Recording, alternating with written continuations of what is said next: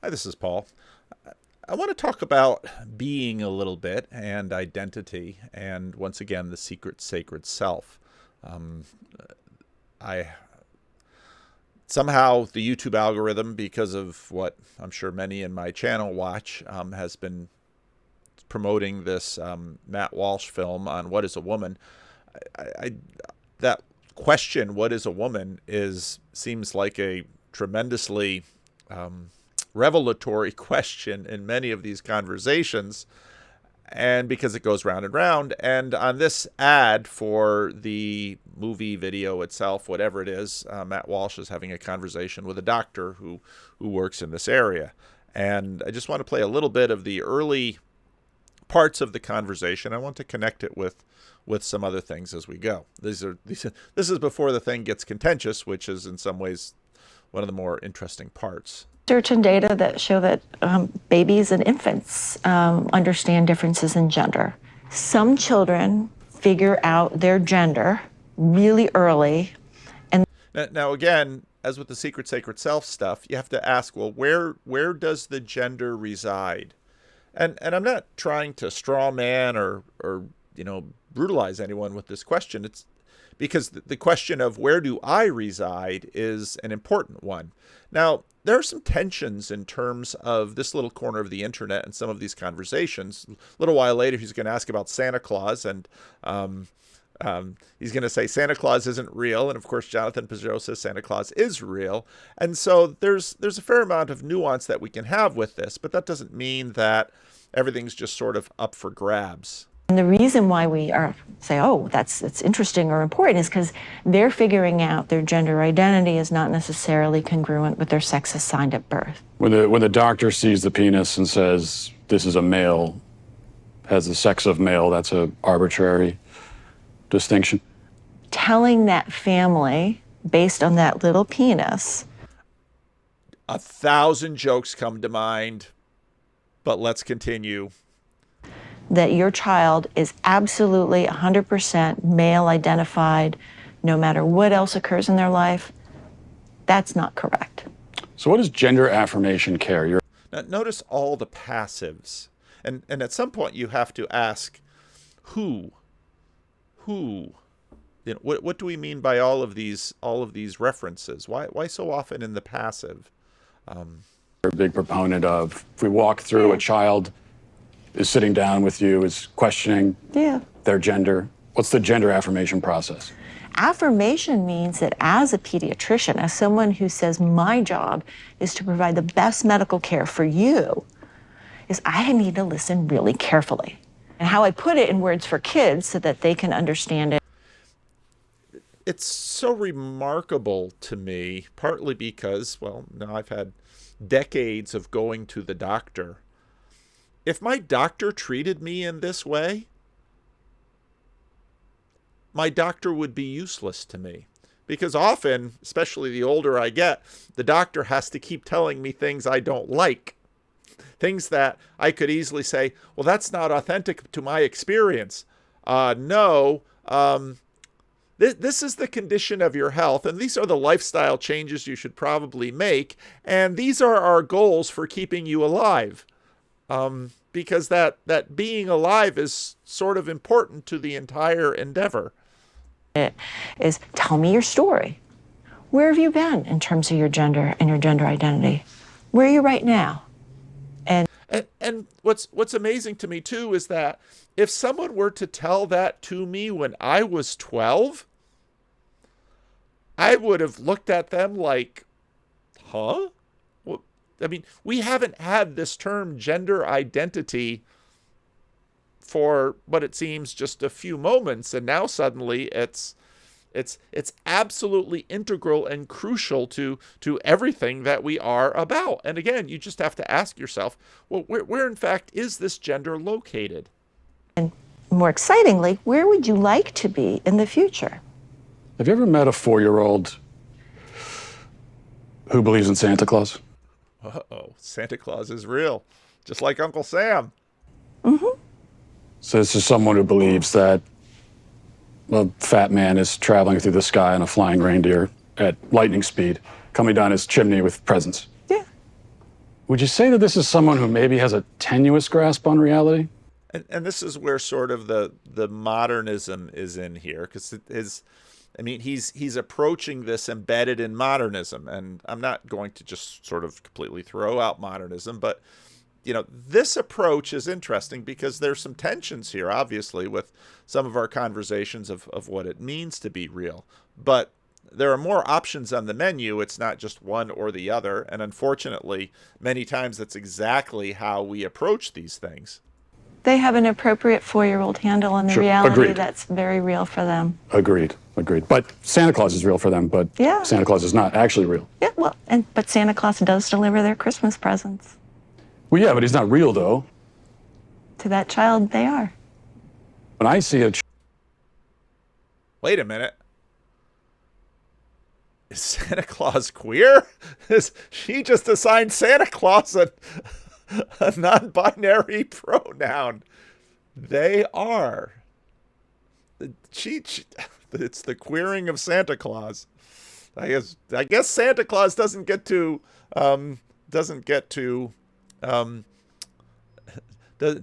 state his own pronoun. child who, believes in Santa Claus, and then let's say this is a boy and he says, I'm a girl. Mm-hmm. This is someone who can't distinguish between fantasy and reality, so how could you take that? And again, I think, well, the boy or the girl has a certain understanding of what a boy and a girl is. And again, the lightning speed at which the conversation has changed, because not very long ago, the clothing that you wore, whether you like to play with trucks or dolls or all of this wasn't supposed to be determinative of whether or not someone was a boy or a girl. But now suddenly what happens in this strange space is that in fact is exactly what a boy or a girl is. In other words, and that's where we get this hyper reality of individuals for whom secondary, what had been regarded as secondary sexual characteristics, now amplified, suddenly becomes an essential element of the sex or gender, if you're going to use them interchangeably, of the individual. So there's a ton going on in this conversation that's worth paying attention to and sort of sifting through carefully. And whereas I think this question, what is a woman, I think that's just a powerful tool in this case. He jumps to it a little bit later. So we're going on this journey. Boys can be girls, girls can be boys, men can be women, women can be men. It makes me wonder, what is a woman? What is a woman? A woman is someone who claims that as their identity. It could be many things to many people. That was our answer. Well, a woman is anyone. And that was, by the way, not to give any spoilers away, but that is the answer from the left to the question, which is a non-answer. It's the same thing as not answering it at all. But that is the answer. A woman is someone who says they're a woman. And of course, to everyone who gives me that answer in the film, I have the follow-up. Well, a woman is someone who identifies as a woman. What are they identifying as? It's a killer trap. It's a killer trap. And again, the answer has become, something of, again, just these hyper real affectations has itself, and many have treated this before, it's just sort of an insane reality. Now a friend of mine recently recommended the book Love's Executioner. I hadn't read anything of Irvin Yalom at all, and my friend is a psychologist, and he says, have you ever, because he knows the kinds of stories I like. And when I started I picked up the audiobook. When I started listening to the audiobook, I was hooked right away, because even though it's quite clear that Irvin Yalom is an exceptionally skillful psychotherapist, I simply found the book fascinating. and continue to find it fascinating. I'm not done with it, and I'm sure I'll read more of them. I've got quite a few thoughts on it. But it gets into this question of the dead reckoning. This is a concept that I've talked about before. When you no longer have a transcendent realm to navigate by, everything, all that is left to us is sort of a dead reckoning, and you very much get the sense that even this, at least in modernity, male and female were categories that had a decent amount of durability and strength of reference. Once those are unmoored, we're left with dead reckoning, which tends to be ideas of, well, what makes me feel better now? And I don't want to straw man this idea, because it's not that we can't understand better and worse. And so when people are tinkering with their identities, and this, I'm not by any means going to limit it to these gender identity conversations, which again can get pretty insane pretty quickly. And I think probably not too many years in the future, we are going to look back at this age with the kind of horror that we look back at other ages with. What we are doing to children, what we are doing to this generation, I think is just absolutely going to horrify us. And those who imagine that they are the vanguard for a brave new frontier are, and they're the ones that are always talking about being on the right side of history, and history will judge. I think it's quite the opposite. I think this is going to be chalked up in terms of horrors that we do. But this goes way beyond just gender identity. It goes into all of these other subtle identities, and just listening to the skill at which Irvin Yalom is meandering and working with his patients, but doing so very much within a secular frame. So it's a tremendous amount of dead reckoning. I get the impression both of just both an appreciation for the amount that we can know, but also the blindness by which we are driving through the fog. The first story in this book is the one that the title comes from, Love's Executioner. Gosh, I mean, if you want interesting stories, the guy not only clearly is a skillful therapist, he can also write. And he's deeply insightful, and very impressed by the book. There's a degree to which the books are sort of therapy porn, and in a sense giving the therapist almost godlike powers to heal. Now, having known, let me say this: of course the process given within a chapter of someone's therapeutic progress is obviously compressed. But I also know many who have, and in fact many of the people in this book, the woman in Love's Executioner who was in and out of therapy for decades, and then of course found Dr. Yalom. And, well, there'll be some spoilers in here in terms of that story. But it's an absolutely astounding story, extremely well told. Yalom is, at least at the time of this book, I should probably look him up on Wikipedia. I'll probably learn a thing or two before I talk.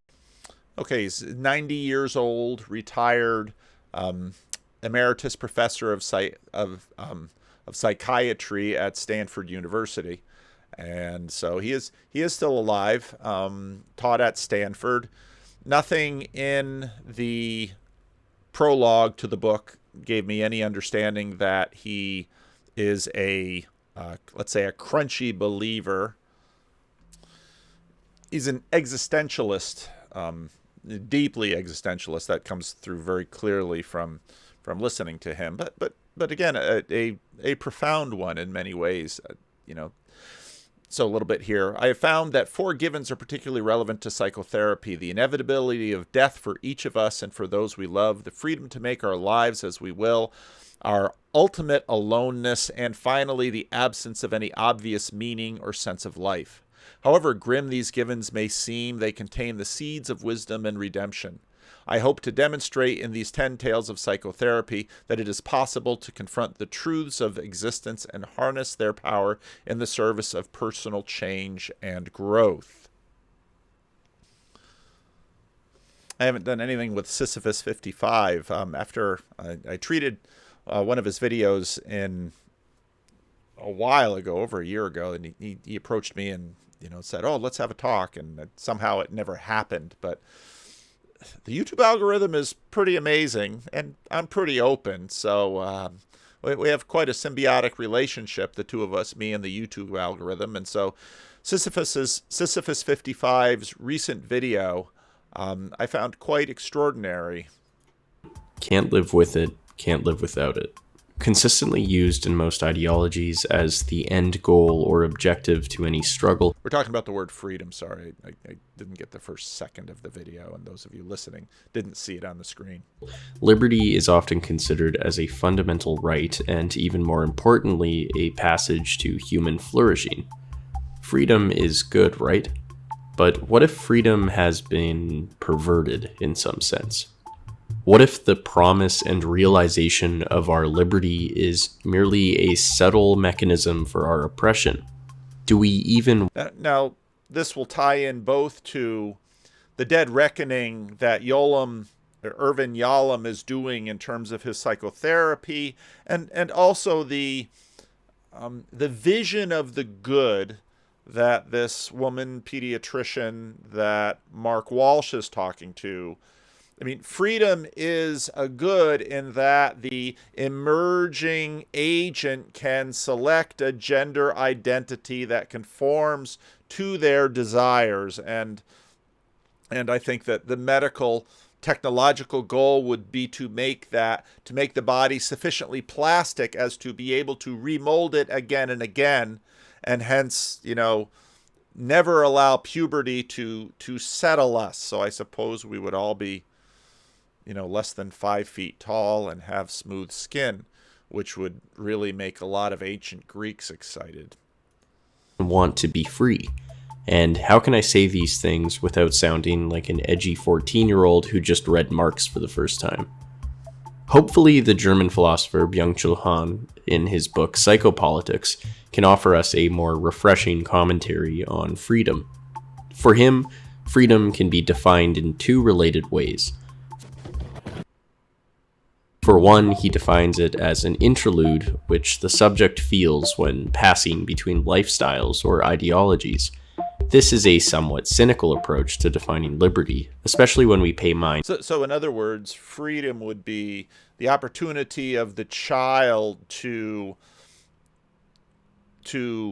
basically co-opt medical technology to pursue their 4 or 5-year-old desires. Now, that's one of the things that continues to annoy me when I listen to the conversations, both on medical intervention of gender assignment or gender affirmation, medical technology with children, and abortion, is that what seems to often almost be glided over is the fact that it's not the freedom of the individual, it's the governmental and institutional ability to recruit those resources and to deploy them in the search of whether it's a childless life in the future or being able to pursue the physical plasticity of, usually, again, secondary sexual characteristics, because one of the things that often gets completely scotched is, in fact, the reproductive function. Anyway, let's continue with this. to the use of the term subject. Subject is often used when describing an individual or entity that is in literal terms being subjugated or brought under control. And that's a very clever thing. So that's one aspect. Another would be, of course, the subject of the study and whether or not the person is brought under control. They are, in a sense, being controlled by the observation of the observer. Freedom, in this sense, is just the absence of the natural order of things, of, in a rare moment, not being subjected to a certain lifestyle. But what if we made this idea of freedom sound a little bit better? Instead of it being an interlude passing through states of subjugation, freedom could be considered as an endless... And states of subjugation, you can really see in that with the gender affirmation conversation. Whatever gender they pass into will, in fact, be, once again, a confinement. And we see this happening in the conversation where people are now sort of post-gender, but which means they are essentially post-identity. But again, if you go back into this, well, identity is something that basically we need, and as Peterson again and again reminds us, is something that is in some ways negotiated between us. And without that negotiation between us, there can be no relationship. There can be no contact. If I am always post-gender, it will be impossible for me and another post-gender person to relate through time outside of some momentary glimpse by which we somehow sort of meet each other. Project. The subject is now a little bit better. Instead of it being an interlude passing through states of subjugation, freedom could be considered as an endless project. And that's very much where this is sort of here. Freedom is an endless project. The project of your life will be to always evolve your gender identity. But now, of course, given that there are so many potential interesting projects in the world, I am glad I did not have to spend very much time at all in my life figuring out my gender. Now, of course, my sexuality, and that all took more time, and there's obviously negotiation, and those negotiations continue within a fairly defined. I'm a married man who has not and intends to never violate my marriage vows with respect to my wife.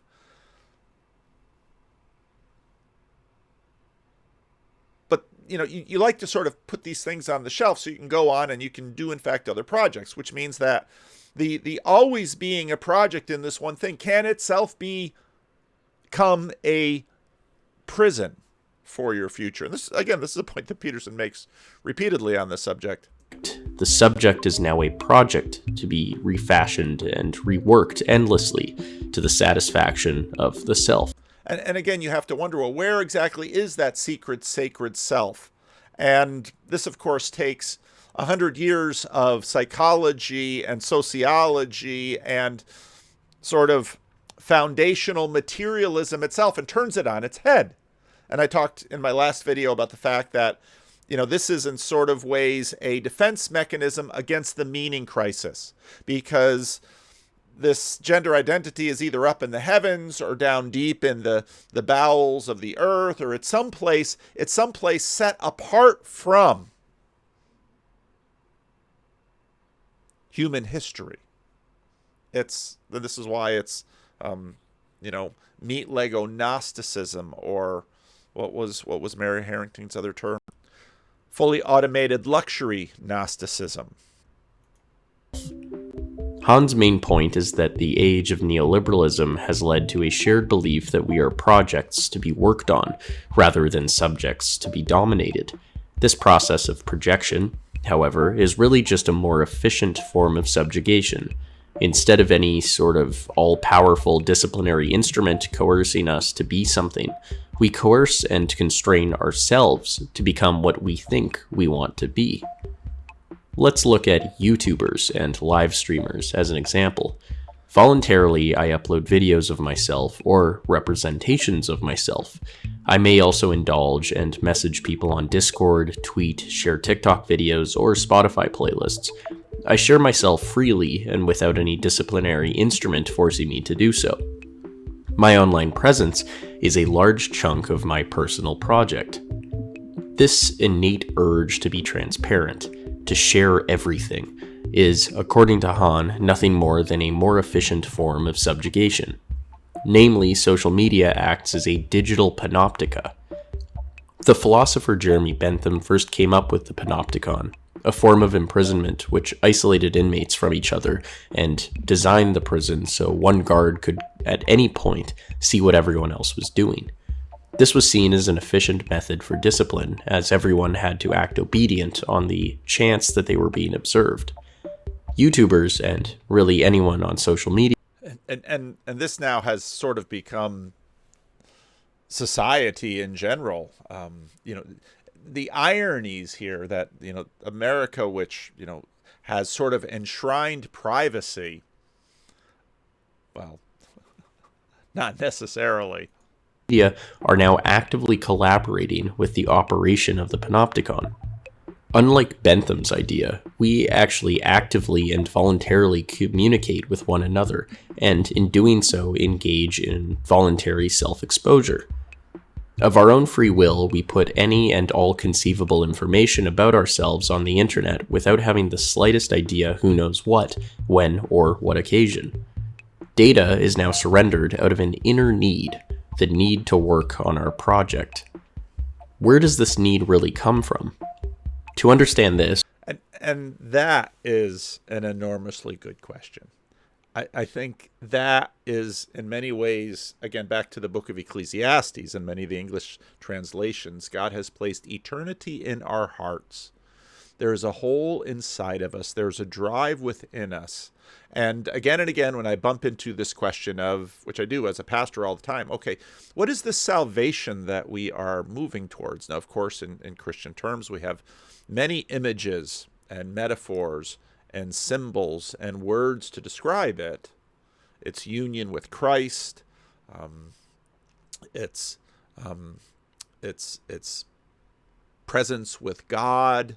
It's the heavenly city, the new Jerusalem. It's all of those things. But, if pressed to higher and higher resolution, and especially if located in terms of making progress on the way there, well, it was Chesterton who noted that for the most part, when you push people on this, they give you negatives of, negations of pain.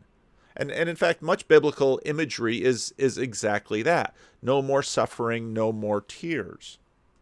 Now, for Yalom, that's going to be one of these defense mechanisms. And he's a tremendously sophisticated thinker. And so, and mercifully so, and especially within the realm of dead reckoning, he recognizes that don't take away people's defenses. He's an existentialist psychologist, so he could be quite ruthless to sort of pour everyone into this vat of existential nihilism and sort of draw them out in a way that that I often find some of these new atheists sort of imagine that they would do, but of course they really don't, because that would just be cruel. It's just a very good thing that we are not anywhere near as subjugated to the existentialist or atheist systems that so many people subscribe to. No, he realizes that, in fact, these defenses are there for a reason. And in the dead reckoning world, well, at least keep people comfortable until they shuffle off this mortal coil. Because, well, what good would it do any of us if we were all living in existential terror of death? And, well, that would be maladjustment. I noticed that in the human sexuality, in some responses to the human sexuality report. There was a complaint that the human sexuality report was had a a lack of stories of same-sex couples who were well adjusted. And I thought, my, we aren't terribly careful with our language now, are we? But that's a given for human beings talking for the most part. So in this first story, Love's Executioner, the title was just haunting, and the editors or the publicists were quite smart. It's, why is he Love's Executioner? Because, well, he actually says a number of really profound things about love in his book. This is a little bit of introduction to Thelma in the story Love Executioner. Furthermore, it's difficult for me, as for most therapists, to form a relationship with a patient who has fallen in love.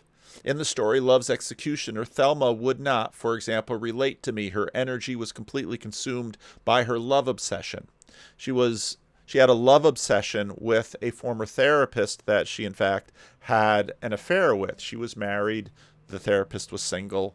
It's a gripping story. And there will be some spoilers, so if you want to read the book first, go ahead. And I don't know that spoiling it will necessarily ruin the story, because it's just such an immensely good story and so very well told.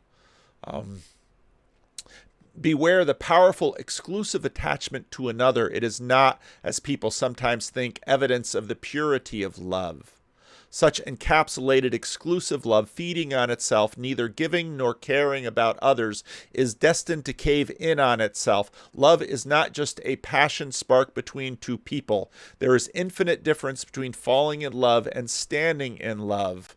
Rather, love is a way of being, a giving to, not a falling for. I took that language for the wedding I'm about to do this weekend for one of the members of our local meetup. It's like, dude, that's some good writing. But I chopped it there. A mode of relating at large, not an act limited to a single person. And where that's true.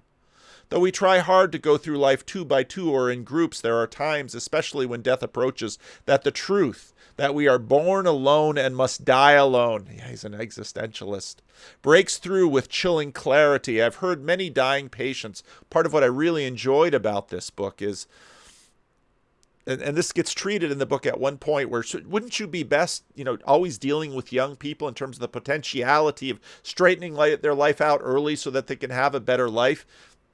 In fact, is studying and doing a lot of therapy with older and dying people, something I deeply respect. And, wanting to learn about grief, tremendously impressive. I'm tremendously impressed by him, at least the him I have through this book. Well, where exactly does that real him reside? Now, I, of course, would say, well, that real him resides in one way or another, is fixed and located by God. I mentioned a number of times that years ago I thought seriously about writing a book, and the book that I was thinking about writing dealt with many of these issues, such as, where am I located? Well, I'm certainly located in this chair on Florin Road in Sacramento, but my being, goes far beyond that. And my lineage, I am, of course, a part of the lineage of my parents, and passing myself into the lineage of my children, and I hope at least some of them reproduce. But I'm also passing my being through my videos and out to you. Anyway, back to the writing. That we are born alone and must die alone, something he repeats often and often, breaks through with chilling clarity. I have heard many dying patients remark that the most awful thing about dying is that it must be done alone. Yet even at the point of death, the willingness of another to be fully present may penetrate the isolation. As a parent said, do not go gentle. Even though you're alone in your boat, it's always comforting to see the lights of the other boats bobbing nearby. Yeah, that is existentialism, baby. The beginning of Love's Executioner. I do not like to work with patients who are in love. Perhaps it is because of envy. I too crave enchantment. Part of what's there's enchantment. Part of what I liked about this book was he was very transparent about himself, his own foibles, his own flaws. The first chapter was just stellar. deeply moved me. Perhaps it is because love and psychotherapy are fundamentally incompatible. The good therapist fights darkness and seeks illumination, while romantic love is sustained by mystery and crumbles upon inspection. I hate to be love's executioner. Yet Thelma, in the opening minutes of our first interview, told me that she was hopelessly, tragically in love, and I never hesitated, not for one moment, to accept her for treatment. Everything I saw in my first glance, her wrinkled 70-year-old face with that senile chin tremor, her thinning, bleached, unkempt yellow hair, her emaciated blue veins hand, you get a sense of his writing, it's really good, told me she had to be mistaken, and that she could not be in love. How could love ever choose to ravage that frail, tottering old body, or house itself in that shapeless polyester jogging suit? Moreover, where was the aura of love bliss? Thelma's suffering did not surprise me, love being always contaminated with pain, but her love was monstrously out of balance. It contained no pleasure at all, her life wholly a torment. So I agreed to treat her because I was certain she was suffering, not from love, but from some rare variant which she mistook for love. Not only did I believe that I could help Thelma, but I was intrigued by the idea that this counterfeit love could be a beacon that might illuminate some deep mystery of love.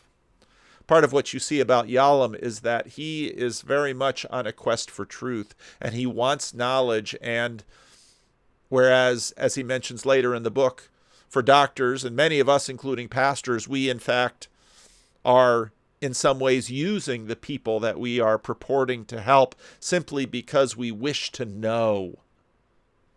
And he clearly takes on patients for that reason sometimes, often out of compassion, sometimes pro bono. Thelma was remote and stiff in our first meeting. She had not returned my smile when I greeted her in the waiting room and followed a step or two behind me as I escorted her down the hall.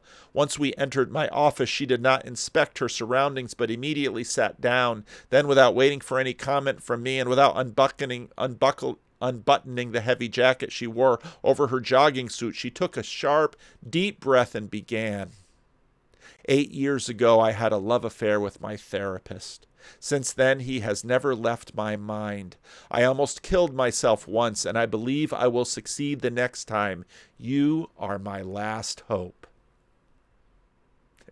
Yeah. Hooked! Hooked I was, I'll tell you, when I read that. I always listen carefully to the first statement. They are often preternaturally revealing and foreshadowing the type of relationship I will be able to establish with a patient. Okay, where exactly is that relationship? It is revelation. Words permit one to cross into the life of another, but Thelma's tone of voice contained no invitation to come closer. She continued, "In case you have a hard time believing me, perhaps these will help." She reached into a faded red drawstring purse and handed me 2 old photographs, the first of a young, beautiful dancer wearing a sleek black leotard. I was startled when I looked at the face of that dancer, to meet Thelma's large eyes peering out to me across the decades. "That one," Thelma informed me when she saw me turning to the second photo, of a 60-year-old handsome but stolid woman, was taken about 8 years ago, as you see. She ran her fingers through her uncombed hair.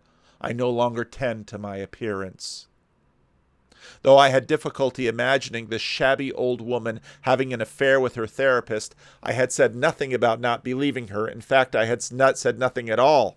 I tried to maintain complete objectivity, but she must have noticed some evidence of disbelief, some small cue, perhaps the minuscule widening of my eyes. I decided not to protest her accusation that I did not believe her. This was no time for gallantry, and there was something incongruous in the idea of a disheveled 70-year-old infatuated, lovesick woman. She knew that, I knew that, and she knew I knew it.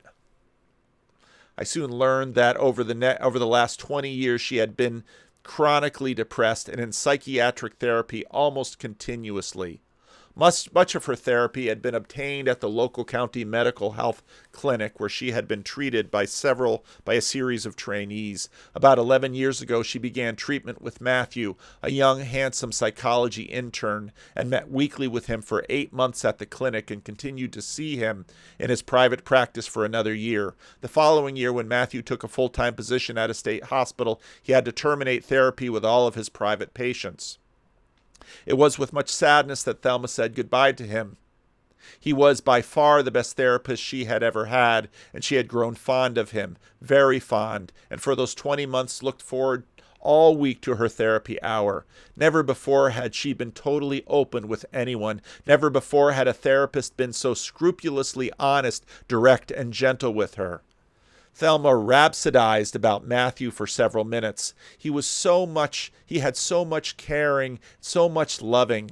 I had had other therapists who tried to be warm, to put you at ease, but Matthew was different. He really cared. He really accepted me. No matter what I did, what horrid things I thought, I knew he'd accept it and still, what's the word? Confirm me. No, validate me. Can't be 20 years of therapy and not learn the language. He helped me in the way therapists usually do, but he did more. For example, he introduced me to the spiritual, religious dimension of life. He taught me to care for all living things. He taught me to think about the reason I was put here on this earth. But he didn't have his head in the clouds. He was right there with me.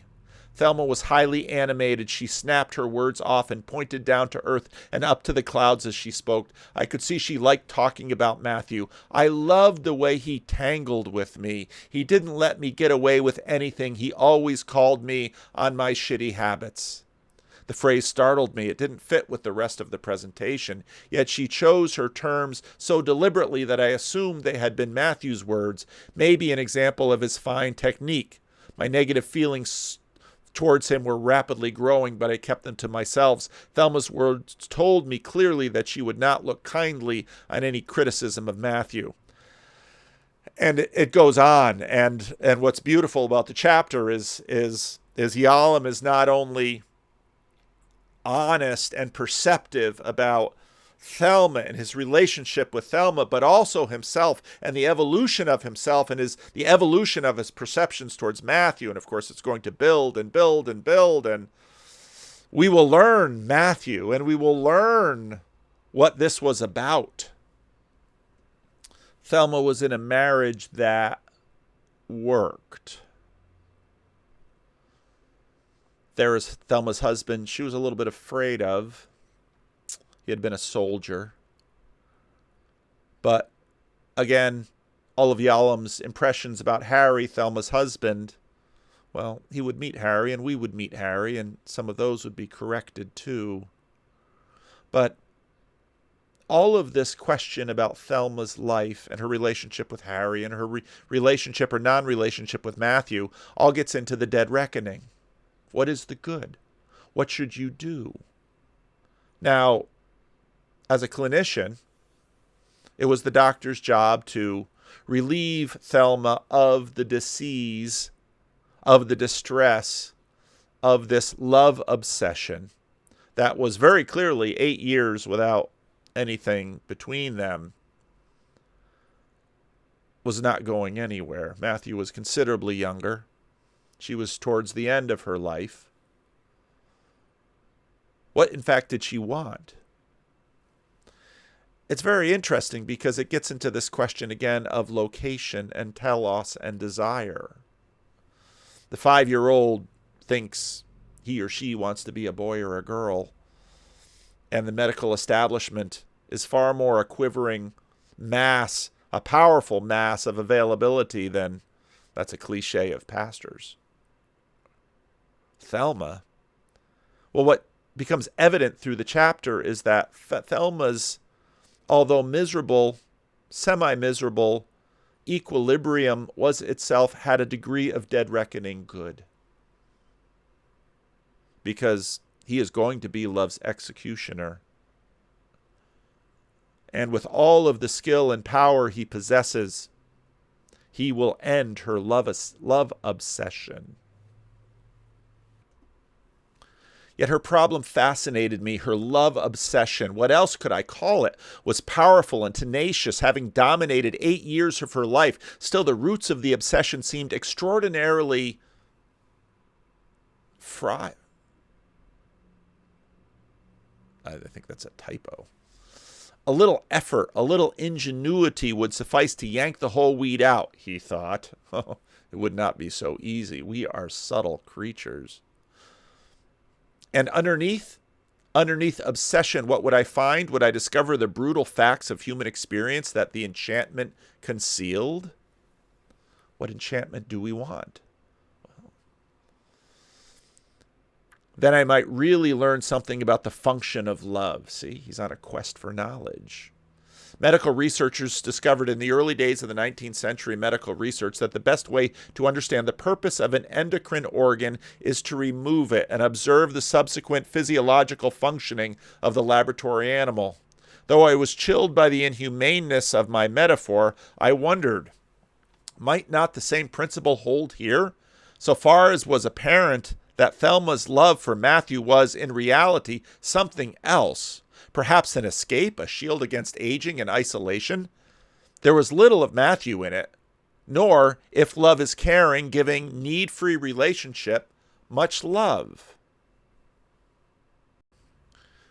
Her relationship with Matthew lasted a little less than a month, but that was what grabbed her and wouldn't let her go. Or that's what she built and would protect.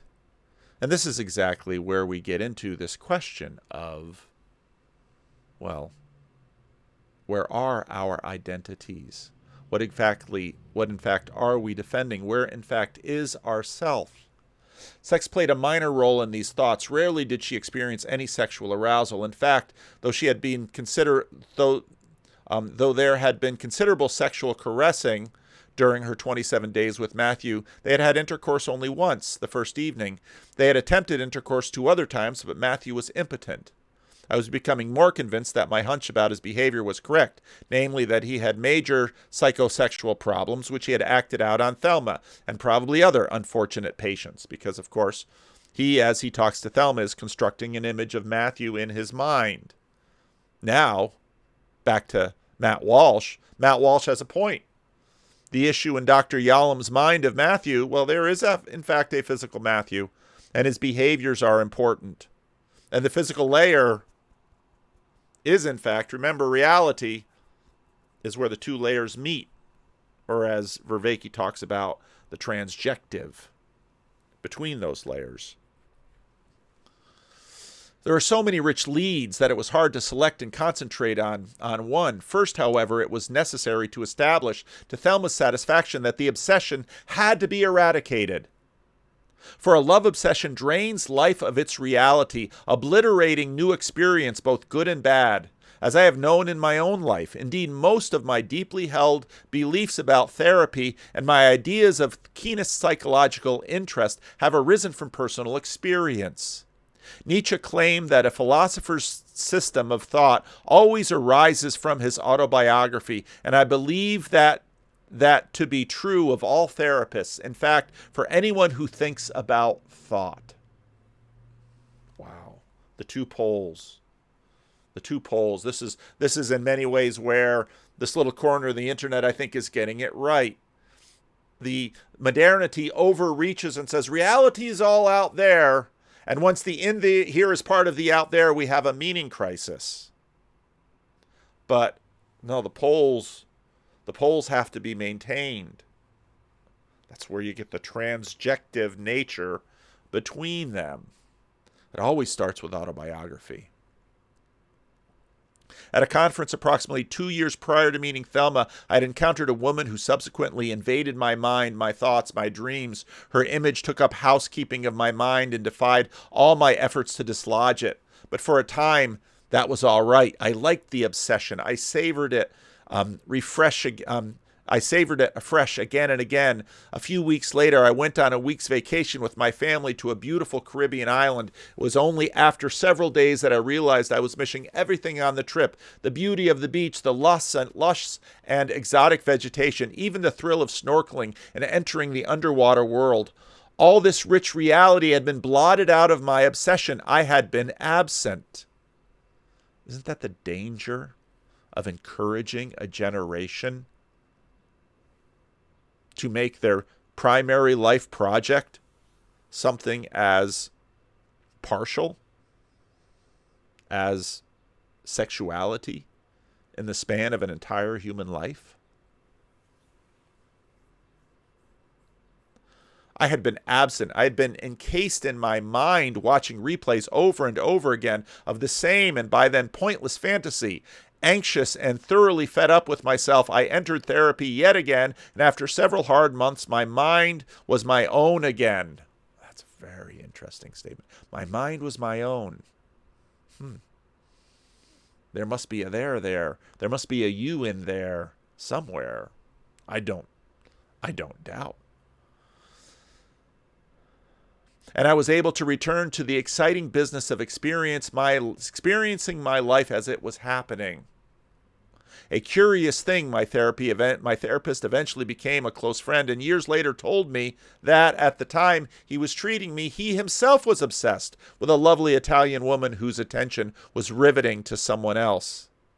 And so from patient to therapist to patient goes the round, la ronde, of obsessional love. So in my work with Thelma, I stressed to her how her obsession was vitiating her life, and often repeated her earlier comment that she was living her life 8 years before. No wonder she hated being alive. Her life was being stifled in an airless, windowless chamber ventilated only by those long-gone 27 days. But Thelma never found this thesis persuasive, with, I now think, good reason. Generalizing from my life experience to hers, I had mistakenly assumed her life to have richness that she was missing because of her obsession. Thelma felt that, though she did not explicitly say so at the time, that the obsession contained infinitely more vitality than her lived experience. The upper register floating away. Again, what is the word? I gotta write this down. I gotta remember. Fully automated luxury Gnosticism. She was living her best Gnostic life. But was it? Why was she going to take life from her physical body? Was she hoping to slip away into her Gnostic heaven, her Gnostic fantasy? At approximately the 6th session, I had worn her down, and to humor me, I believe she agreed that the obsession was the enemy and had to be extirpated. We spent session after session simply reconnoitering the obsession. It seemed to me that the source of its hold on her was the power she had given Matthew. Nothing could be done until we diminished that power. I'll go into that. Now we get into the solipsism of this Gnosticism that we are catechizing our youth with.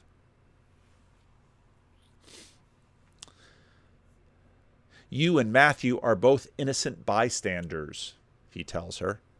Neither of you were really relating to the other, but some fantasy of the other. You fell in love with Matthew because of what he represented to you.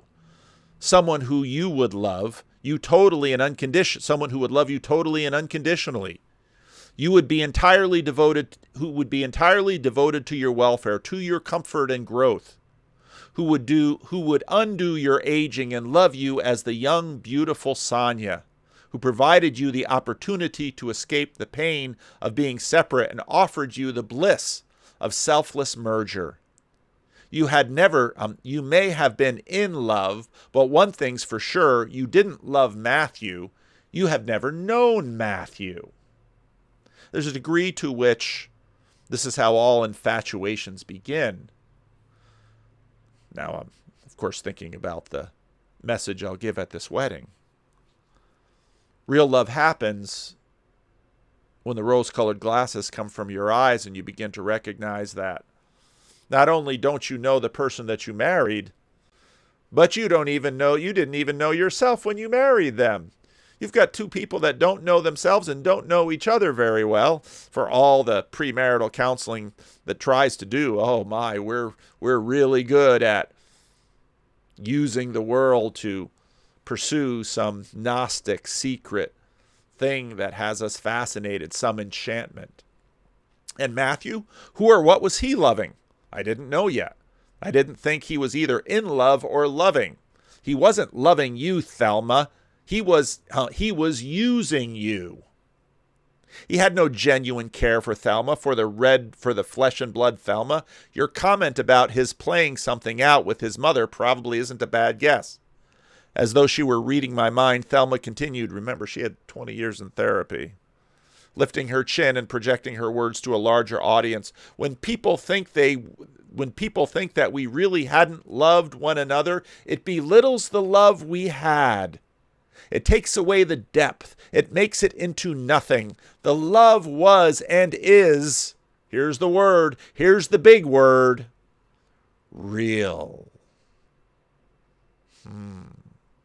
The real gender, the real sex, the real person, the real self, reality. Oh, the thing that we quest for. Oh, the thing that we desire.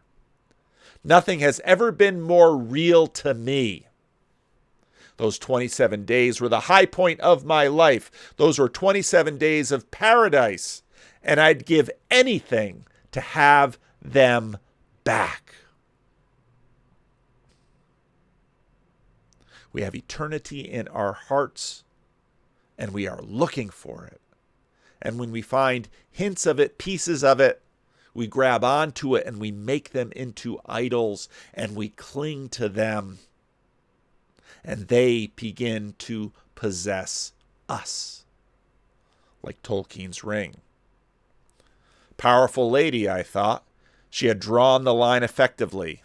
Don't take away the high point of my life. Don't take away the only real thing that has ever happened to me. Who could bear to do that to anyone, much less a depressed, suicidal 70-year-old woman? And here's the catch. Here's the dead reckoning. Maybe he'd better leave well enough alone. She might be miserable, but she is stable and, well, is she stable? She's suicidal. Maybe she should, in fact, just slip off into the nothingness. The torment and the love, in some ways, with Thelma are one. I knew that there was rich material here. I felt strongly that Thelma's fear of aging and death fueled her obsession. One of the reasons she wanted to merge into love and to be obliterated by it was to escape the terror of facing obliteration by death. Nietzsche said, the final reward of the dead, to die no more. Yet here was also a wonderful opportunity to work on our relationship. Although the two themes had been exploring, the flight from freedom and from the isolation of separateness constituted and would continue to constitute the content of our discourse, I felt that my best chance to help Thelma, that's of course, help Thelma. Where's the dead reckoning in this? He is doing the judging, of course. Lay in the development of a meaningful relationship with her. I had hoped that the establishment of an intimate bond with me might sufficiently attenuate her bond with Matthew so that she could pry herself loose from him. Only then would we turn to the identification and removal of her obstacles that were preventing her from establishing intimate relationships in her social life. But that would fail. As evidence mounted that no meaningful relationship was developing between us, I felt baffled and rejected. Insofar as I could tell, I was making myself available to her, yet she remained indifferent to me. I tried to raise the question with her, but no matter how I put it, I felt that I was whining. Why don't you like me as much as Matthew? You know, Thelma, there's something else going on alongside your letting Matthew's opinion of you mean everything. and that is you refuse to let my opinion of you mean anything to you at all. After all, like Matthew, I know a great deal about you. I too am a therapist. In fact, I am 20 years more experienced and probably wiser than Matthew. I wonder why I think and feel about you doesn't, what I think and feel about you doesn't count. She responded to the content, but not to the emotion. She mollified me. It's not you. I'm sure you know your business. I'd be this way with any therapist in the world. It's just that I've been so hurt by Matthew that I'm not going to make myself vulnerable again to another therapist. Trap within trap within trap. Defense within defense. This master therapist trying to pry her open, and one shut wall begets another.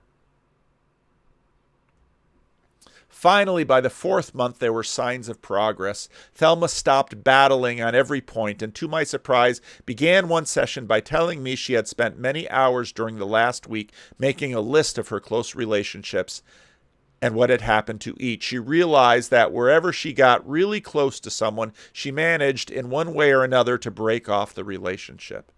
Dead reckoning is not nothing. There's deep truth in it.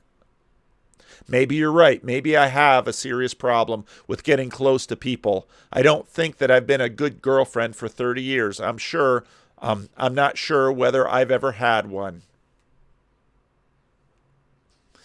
This insight could have been a turning point in our therapy. For the first time, Thelma identified and took responsibility for a specific problem. I was hopeful now of plunging into the real work. Instead, the opposite occurred. She withdrew even more, claiming that her problem with intimacy doomed our therapy. Yet her despair deepened. Now every week was a bad week. She obsessed more and more. She wept more and more. She withdrew more from Harry. She spent much time planning how she would commit suicide. More and more frequent did I hear criticisms of therapy. She claimed that our session succeeded in only stirring the pot, in increasing her discomfort, and she regretted having committed herself to 6 months of therapy. Time was running out. So Ian finally invites Matthew in for a meeting. The 3 of them. He would meet the real Matthew. She, well, isn't this what she had been looking for? She doesn't take it easily. I was definitely growing irritated and thought, 8 years have gone by, Thelma, and you can't get the message. And besides, how can your chances be less than 0, you ninny? This really was my final card, and I was beginning to feel that she would trump it, but I kept silent. Eventually, she agreed. And what you can see in this is just how we are, and the conundrum of our being in many ways, our lostness, our longing for intimacy, for connection, for everything, which is, of course, there's no everything beyond God himself. Thelma finally agrees and herself invites him, and he says yes. I'm in such bad shape that it's not likely anything could make me worse. Thelma, those aren't my words. I said that, but Thelma was not interested in my words and spoke over me. But your plan of phoning him was not a good idea. It would have been a shock to get an out-of-the-blue call from you. So I decided to call him to prepare him for your call. Of course, I didn't reach him, but I told his telephone answering tape about your proposal. And I said for him to phone me or you. And here, with a big grin on her face, she paused to let the suspense build. I was astonished. I'd never before seen her play. And, well, you've got more clout than I thought. For the first time in 8 years, he returned my call, and we had a 20-minute friendly chat. How did it feel to talk to him? Wonderful. I can't tell you how wonderful. It was like we had just talked the previous day. He was the old, gentle, caring Matthew. He asked all about me. He was concerned about my depression. He was glad I was seeing you. We had a good talk. Can you tell me what you discussed? God, I don't know. We just chattered away. About the past, the present? You know, it sounds crazy, but I don't remember. Can you remember any of it? A lot of therapists at this point would have made an interpretation about the way she was shutting me out. Perhaps I should have, but I couldn't wait. I was so damn curious. It was typical of Thelma not to think that I might have some wishes too. I'm not trying to conceal anything. I just can't remember. I was too excited. Oh, yes, he told me he had been married and divorced and that he had gone through a lot of turmoil about the divorce. But the main thing is that he's willing to come in for a three-way meeting. It's funny. He even sounded eager, as though it has been me avoiding him. I told him to come into your office at my regular hour next week, but he told me to ask you if we could make it sooner. Now that we've decided to do it, he wants to do it as soon as possible. Now remember, it's important that who is Matthew in her mind? Where is his self? Where is his person? What is he? Where is that self located? Where possibly can that self be located? I guess I feel the same way. I suggested a time 2 days hence, and Thelma said she'd inform Matthew. Following that, we reviewed her phone conversation once again and planned the next hour. Thelma never did recall all the details of her phone conversation, but she did remember what they had not talked about. Ever since I hung up the phone, I've been kicking myself for chickening out and not having asked Matthew the two really important questions. First, what really happened 8 years ago? Why did you break it off? Why did you remain silent? Second, how do you really feel about me now? Let's be certain that you don't also finish our three-way meeting wanting to kick yourself for something you didn't ask. I promise to help you ask all the questions you want to ask, all the answers that might release you from the power you've given Matthew. That's going to be my main job in the session. Now, you might ask, what is she looking for? During the rest of the hour, Thelma repeated a lot of old material. She talked about her feelings toward Matthew, how they were not transference, how Matthew had given her the best days of her life. It seemed to me that she droned on intermittently, went off into tangent after tangent, and, moreover, said everything to me as though for the first time. I became aware of how little she had changed and how much depended on something dramatic happening the next session. Thelma arrived 20 minutes early for the session. I was doing correspondence that morning and passed her in the waiting room a couple of times as I conferred with my secretary. She was dressed in an attractive royal blue knit dress, a daring outfit for a 70-year-old woman, but I thought she pulled it off well. Later, I invited her into my office. I complimented her on it, and she told me, with a conspiratorial hush and a finger crossing her lips, that she had spent most of the week shopping for it. It was the first new dress she had bought in 8 years. As she touched up her lipstick, she told me that Matthew would arrive in a minute or two, precisely on time. He had told her that he didn't want to spend too much time in the waiting room because he wanted to minimize the possibility of running into colleagues who might be passing by. I could not blame him for that. Suddenly, she stopped talking. I had left my door ajar, and we could hear that Matthew had arrived and was speaking to my secretary. I came to some lectures here when the department was in the old building. When did you move? I really like the light, airy feel of the building, do you? Thelma put her hand to her breast as though to still her heartbeat and whispered, You see how naturally his caring comes? Matthew entered. It was the first time he had seen Thelma in 8 years, and if he was in any way startled by the physical aging she had undergone, his boyish, good-natured smile gave no evidence of it. He was older than I expected, perhaps in his early 40s, and conservatively dressed in an un-Californian three-piece suit. Otherwise, he was as much as Thelma had described him, slender, mustached, well-tanned. I was prepared for his directness and sincerity, and therefore not thrown off by it. Sociopaths often present themselves well, I thought. I began by briefly thanking him for coming. He immediately rejoined. I've been wanting a session like this for years. It's my place to thank you for bringing it to pass. Besides, I've read your books for years. It's an honor to meet you. He's not without some charm, I thought. But I did not want to get involved in a distracting personal or professional discussion with Matthew. It was best for me to keep a low profile in this session and for Thelma and Matthew to interact as much as possible. I turned the session over to them. We've got a lot to talk about today. Where to start? Thelma began. It's funny, I haven't increased my medication. She turned to Matthew. It's still on antidepressants. It's 8 years later. My goodness, 8 years. That's hard to believe. But it's 8 years later. I've probably tried 8 new antidepressants, and they still don't work. But the interesting thing is that all the side effects are greater today. My mouth is so dry I can hardly talk. Now, why should that be? Does stress increase side effects? Thelma continued to ramble and to consume huge chunks of our precious time with preambles to preambles. I was in a dilemma. Under ordinary circumstances, I might have attempted to clarify the consequences of her indirect discourse. For example, I might point out that she was staking out a role of fragility that would immediately discourage the open discussion she had wished, or that she had invited Matthew here to speak freely and yet immediately mobilized his guilt by reminding him that she had been on antidepressants since he left her. But such interpretations would only result in most of the hour being used as a conventional individual therapy session, exactly what none of the three of us wanted. Besides, if I were in any way to label her behavior as problematic, she would feel humiliated and would never forgive me for that.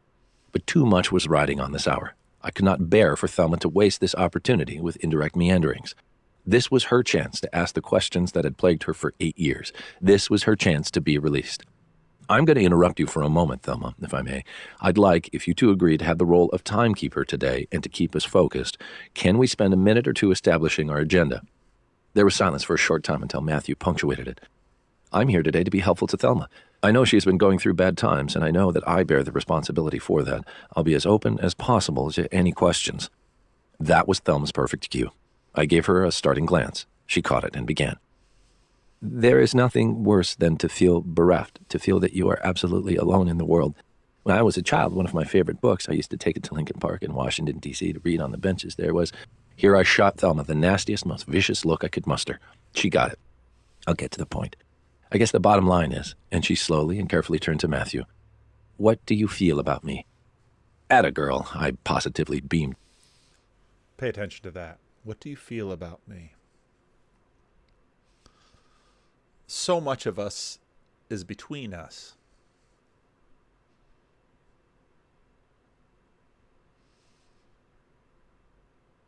Where are we located? Within our skin? Yes. So much of us is between us. Matthew, how do you feel about me? This is the answer that stands for her at this moment between life and death. Is there love? Dadder. Matthew's answer made me gasp. He looked straight at her and said, I've thought about you every day for the last 8 years. I care about you. I care a great deal. I want to know what happens to you. I wish that there were some way in the world of our meeting every few months so I could catch up on you. Isn't this exactly what she wants? I don't want to be cut off. Then, Thelma asked, why have you been silent all these years? Sometimes caring can be best expressed by silence. Thelma shook her head. That's like one of your Zen riddles that I could never understand. Matthew continued. Whenever I tried to talk to you, it made things worse. You asked for more and more until it reached the point when I couldn't find a way to give anymore. You called me a dozen times a day. You showed up time and time again in my office waiting room. Then when you almost killed yourself, I knew, and my therapist agreed, that the best thing was to cut it off completely. Matthew's statement, I thought, bore an uncanny resemblance to the releasing scenario Thelma had shared in our role-playing session. But, Thelma commented, it's natural for a person to be bereft if something so important is taken away so suddenly. Matthew nodded understandingly to Thelma and briefly put his hand on top of hers. Then he turned to me. I think it's important for you to know exactly what happened 8 years ago. I'm speaking to you now rather than to Thelma because I've already told her the story more than once. He turned to her. Our inability to hear the truth. Truths that don't fit in to this matrix that we live within. Sorry you have to hear this whole thing yet again, Thelma. Then Matthew, ingeniously, turned to me and began, This is not easy for me. The best way to do it is simply to do it, so here goes. 8 years ago, about a year after I finished my training, I had a serious psychotic break. During that time, I was heavily into Buddhism and was sitting Vipassana. That's a form of Buddhist meditation. When Matthew saw me nod, he interrupted his story. You seem familiar with it. I'd be very interested to know your opinion of it, but today I guess I'd better continue. I was sitting Vipassana for 3 to 4 hours a day. I considered becoming a Buddhist monk and went to India for a 30-day meditation retreat in Igapuri, a small village north of Bombay. The regimen was too severe for me. Total silence, total isolation, sitting meditation for 14 hours a day. And I began to lose my ego boundaries. By the 3rd week, I was hallucinating and thought I could see through walls and had total access to both my past and future lives. The monks took me to Bombay, and an Indian doctor put me on antipsychotic medication and called my brother, who flew to India to take me home. I was hospitalized for about 4 weeks in Los Angeles. After I was discharged, I immediately flew back to San Francisco, and it was the following day I met Thelma, sheerly by chance, in Union Square. I was still in a very fragmented state of mind. I had turned the Buddhist doctrines into a real craziness and believed I was in a state of oneness with everybody. I was glad to run into you, Thelma, turning to her. I was glad to see you. It helps me feel anchored again. Matthew turned back to me and, until he finished his story, did not again look at Thelma. I had nothing but good feelings for her. I felt one with Thelma. Remember, he told Thelma all this already. I wanted her to have everything she wanted in life. More than that, I thought her quest for happiness was my quest as well. It was the same quest. She and I were the same. I took the Buddhist credo of universal oneness and egolessness very literally. I didn't know where I ended and another started. I gave her everything she wanted. She wanted me to be close to her. She wanted to come home with me. She wanted sex. I was willing to give her everything in a state of perfect oneness and love. But she wanted more, and I couldn't give more. I grew more disturbed. After 3 or 4 weeks, my hallucinations returned, and I had to re-enter the hospital, this time for 6 weeks. I hadn't been out very long when I heard about Thelma's suicide attempt. I didn't know what to do. It was catastrophic. It was the worst thing that had ever happened to me. I've been haunted by it for 8 years. I answered her calls at first, but they kept coming. My psychiatrist finally advised me to sever all contact, to be totally silent. He said that would be necessary for my own sanity, and he was certain that it would be best for Thelma as well. As I listened to Matthew, my head began to spin. I had developed a variety of hypotheses for his behavior, but I was not remotely prepared for the story I had just heard. First, was it true? Matthew was a charmer. He was smooth. Was he staging all this for me? No. I had no doubt that the things were as he described them. His words had the unmistakable ring of truth. He freely offered the names of hospitals and his treating physicians if I should want to call. Furthermore, Thelma, to whom he said he had told this in the past, had listened with rapt attention and offered no demurral whatsoever. I turned to look at Thelma, but she averted her gaze. After Matthew finished talking, she began to stare out the window. Was it possible that she knew all this from the start and had concealed it from me? Or had she been so absorbed with her own distress and her own needs that throughout she had been completely unaware of Matthew's mental state? Or had she known for some brief period and then repressed the knowledge because it clashed with her own vital lie? Only Thelma could tell me. But which Thelma? The Thelma who deceived me? The Thelma who deceived herself? Or the Thelma who was deceived by herself? All those options. I doubted that I would find the answers to these questions. Primarily, though, my attention was fixed on Matthew. Over the last several months, I had constructed a vision, or rather several alternative visions of him. An irresponsible sociopathic Matthew who exploited his patients.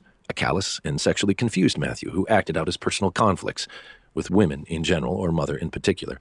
An errant, grandiose young therapist who mistook the love desired for the love required. And yet he was none of these. He was something else. Something I had never anticipated, but what, I wasn't certain. A well-intentioned victim? A wounded healer? A Christ figure who had sacrificed his own integrity for Thelma? Certainly, I no longer viewed him as an offending therapist. He was as much a patient as Thelma, and furthermore, I could not help thinking, glancing toward Thelma, who was still staring out the window, a working patient, a patient after my own heart. I remember feeling dislocated. So many constructs exploded in so few minutes. Gone forever was the construct of Matthew as a sociopath or exploiter therapist. Instead, there arose a haunting question. In this relationship, who had exploited whom? This was all the information I could handle, and all that I thought I needed. I have only a dim recollection of the rest of the hour. I remember that Matthew encouraged Thelma to ask more questions.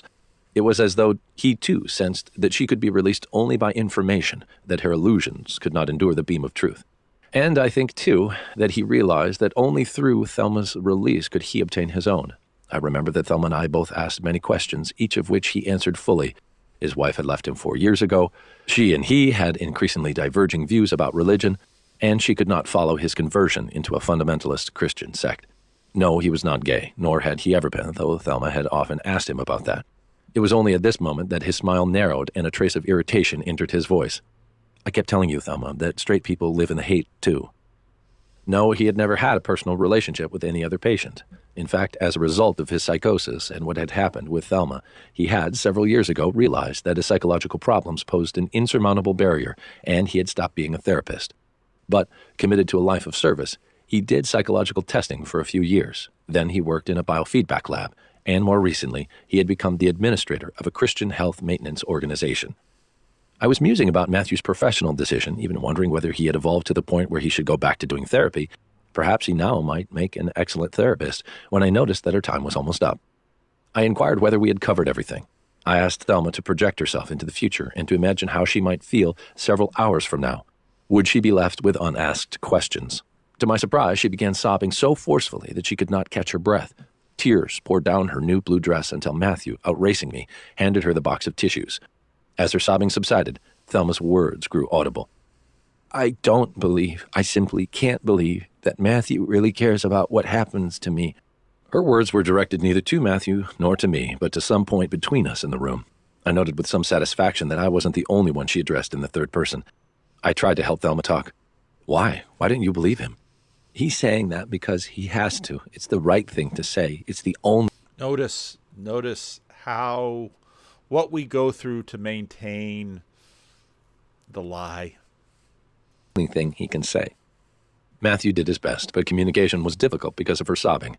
I mean exactly what I've said. I've thought about you every day these 8 years. I care about what happens to you. I care about you a great deal. And now, of course, those same words mean something entirely different. And you're caring? What does it mean?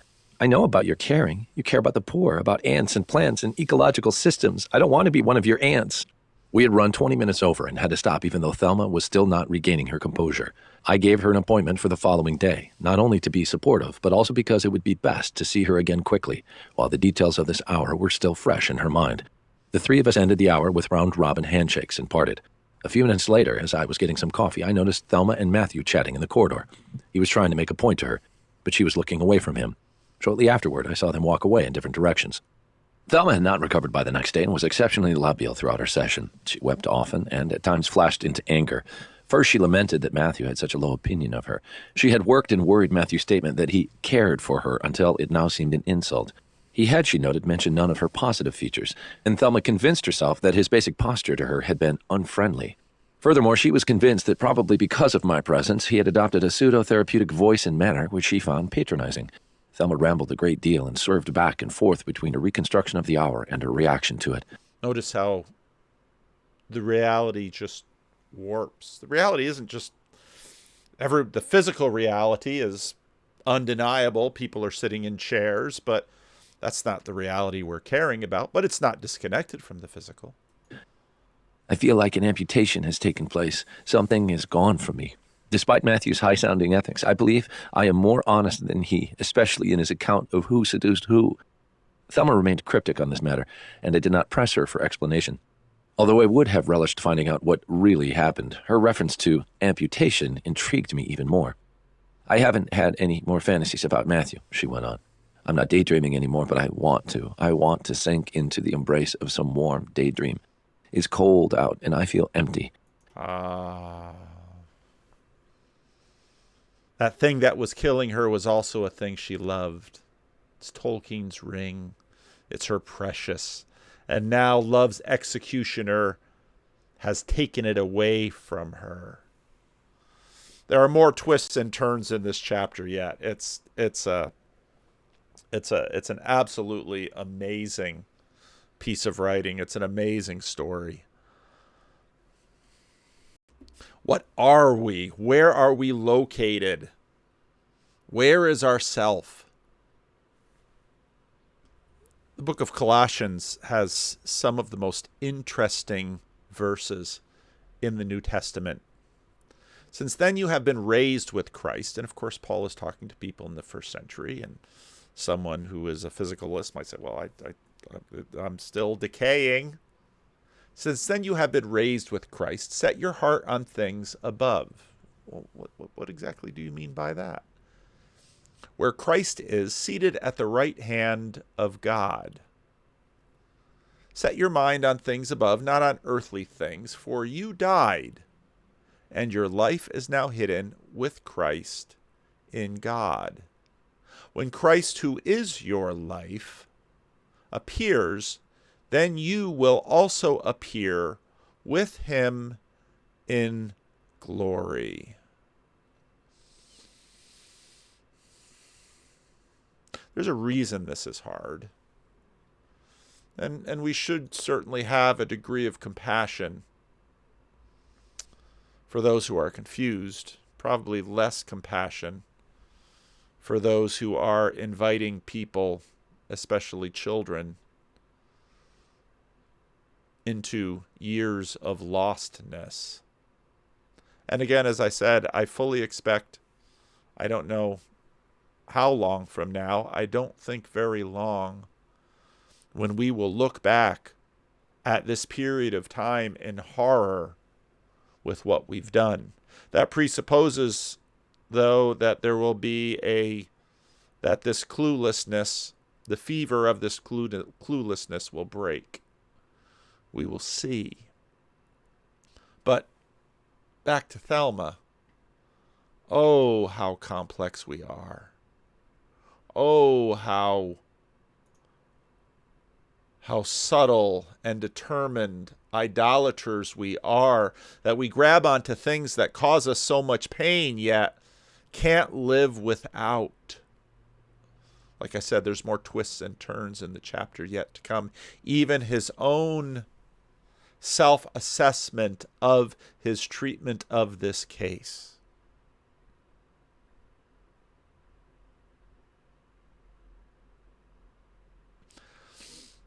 That's what I got for today. I wanted to talk about the book. Didn't quite know how I would or could. This was my attempt. Let me know what you think. By the time I'll release this on Monday, when I'll be traveling. And, yeah, maybe some of you in Chicago who come out, we'll see what you have to think about this. We'll see how many videos I get out next week. Or for the next 2.5 weeks, for that matter. So anyway, here's one for you to chew on.